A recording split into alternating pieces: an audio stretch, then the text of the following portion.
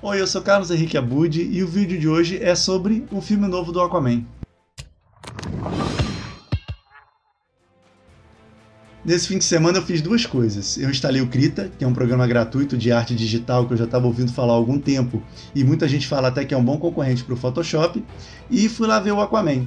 Sobre o filme eu achei bem interessante, principalmente visualmente, tanto que na hora que eu fui testar o programa para começar a me familiarizar com ele, eu acabei desenhando o personagem e eu gostaria de mostrar aqui como é que ficou. Só que dessa vez eu trabalhei de uma maneira diferente da que eu estou acostumado. Eu estava ali meio que me encontrando no programa e tentando achar as funcionalidades e as ferramentas. E por isso eu achei que não ficaria tão legal eu comentar o meu processo de criação do desenho por cima da timelapse. E em vez disso eu vou falar então sobre minhas opiniões e impressões sobre o filme. Então se você ainda não viu, ou não está muito interessado na minha opinião sobre ele, é só baixar o som desse vídeo aqui, colocar aí uma trilha sonora legal e acompanhar a minha recriação do pôster do filme do Aquaman utilizando o Krita pela primeira vez.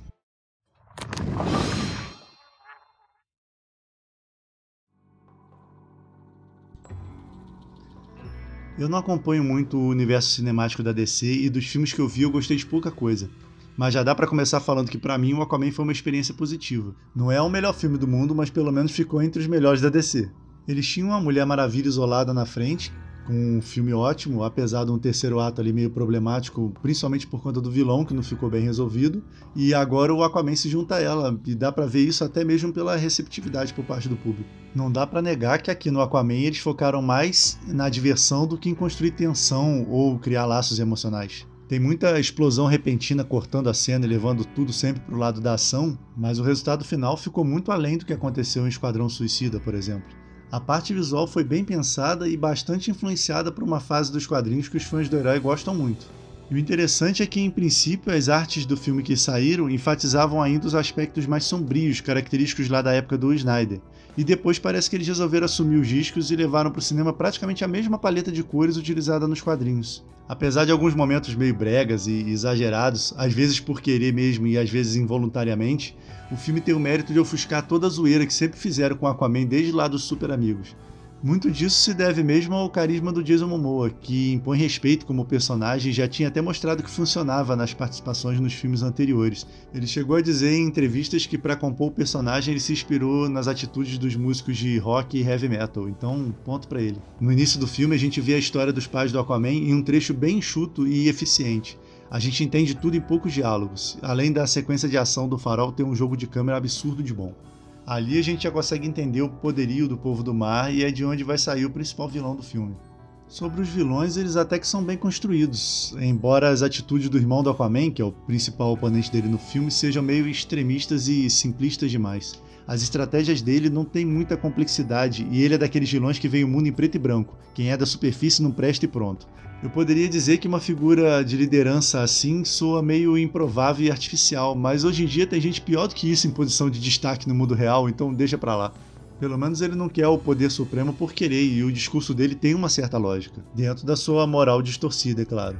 Um vilão que poderia ter rendido um pouco mais é o Arraia, já que sua origem é um dilema moral que o Aquaman encara logo no início do filme, mas eu acho que o arco dele ficou meio exprimido entre os outros caminhos da trama. Um ponto positivo foi eles terem mantido o capacete desproporcional lá dos quadrinhos, e com justificativa até.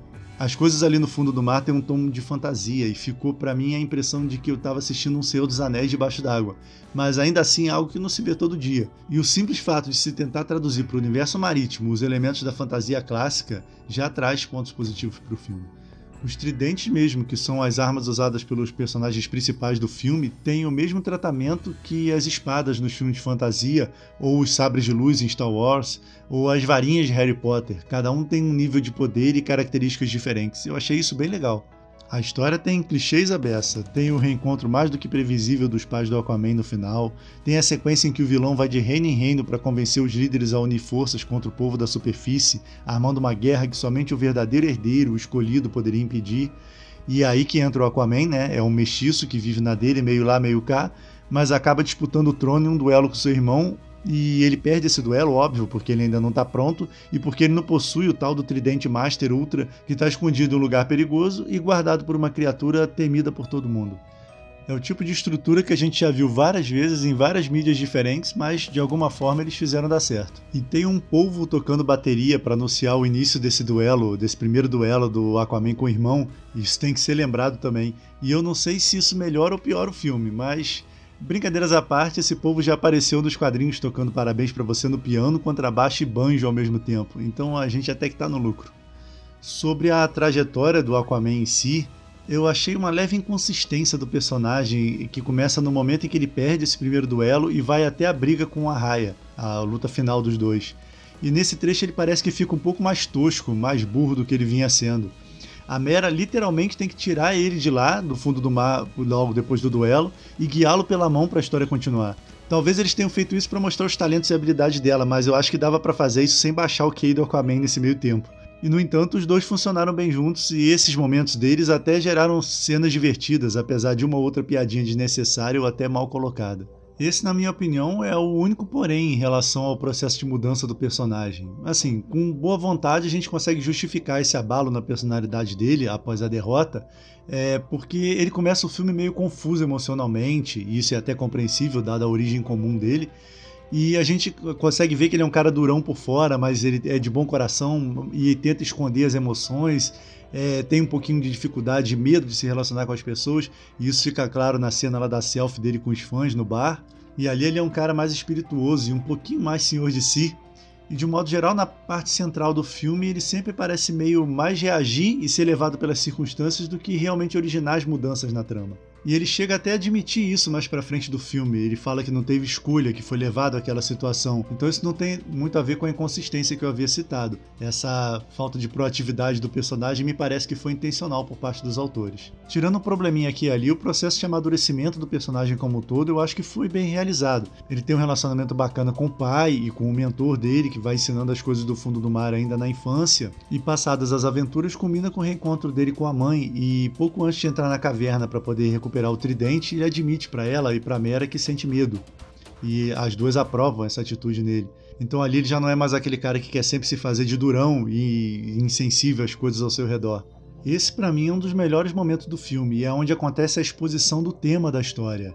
E aí a Atlanna fala pro Aquaman uma frase, eu não lembro exatamente as palavras, mas é algo assim: um rei se importa só com seu povo e um herói se importa com todo mundo.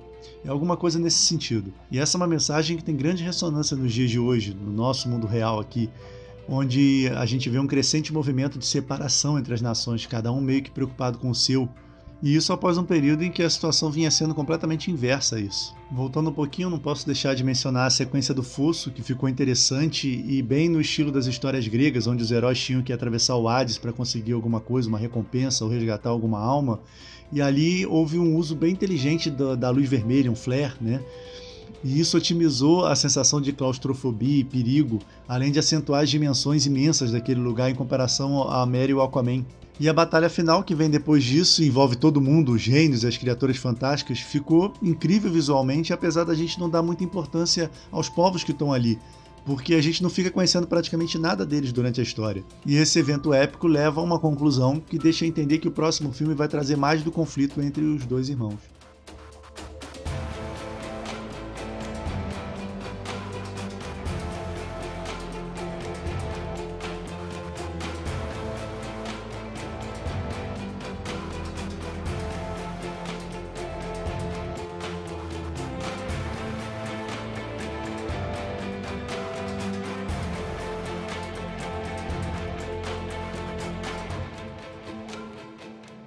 E é isso. O Krita, por enquanto, está super aprovado, eu vou continuar utilizando. O filme, como eu disse no início, pelo menos para mim o saldo foi bastante positivo. E resta saber agora os rumos que o personagem vai tomar no cinema daqui por diante. E tendo em vista a saturação de filmes de herói no mercado, os equívocos passados da DC e o fechamento de um grande ciclo na Marvel, eu acho que essa é uma questão que se estende para o gênero como um todo. E é assunto interessante o suficiente para a gente tratar num vídeo separado mais adiante. Sempre lembrando que além dos comentários sobre arte, música e literatura e das dicas de escrita e desenho, aqui no canal também tem uma série de exercícios de escrita criativa, onde você me assiste enquanto eu invento minhas histórias. A playlist para a terceira temporada está aqui do lado. Era isso para o vídeo de hoje, abraços e até a próxima.